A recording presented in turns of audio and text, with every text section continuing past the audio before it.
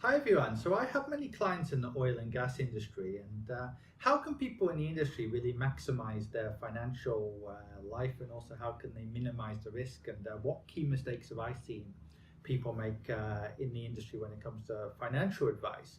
Now, to start with, I would say the fundamentals of financial advice, right, are the same in no matter what your job is. Really, the things like getting good investment returns, watching your spending habits, watching fees on investments, looking at good funds versus bad funds. All those things are the same in all industries, but there are certain specific things to oil and gas which I have noticed. Now, number one, I would say, is there's a lot of people who are contractors, right? They'll have a lucrative job making 15, 20, 25, 30,000 a month, but sometimes it's in countries which have political problems.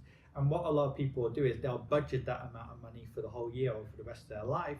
I mean, I have one client in Iraq who was making $25,000 a month on a short-term contract, but he thought it would be a year.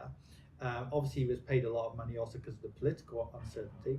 But then the contract and just his work stopped because basically funding for the project stopped.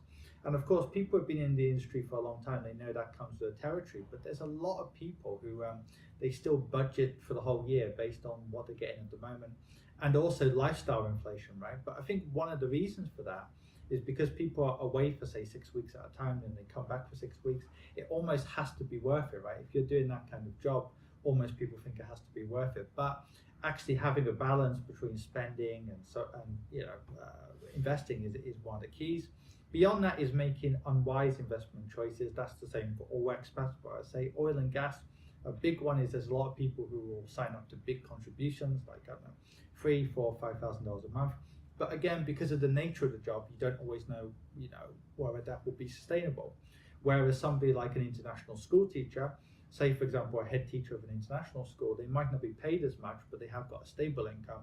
If you're in oil and gas, you don't always know how long the income is going to last for. And then also linked to that though is if a lot of people have made these investments into some of these investment platforms or insurance platforms, a lot of people say, well, I put in 100 grand, well now it's only worth 95 grand.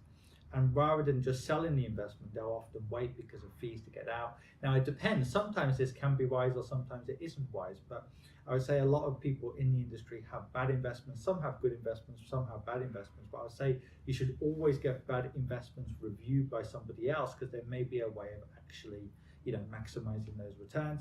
And then finally, of course, the insurance situation is important for people in the industry because of the very specific risks or whatever which go with the industry. Now, often employers actually provide that, but sometimes some specific expat insurance for people in the oil and gas industry is needed because of all the occupational risks of the job. Okay, everyone, I hope that was useful.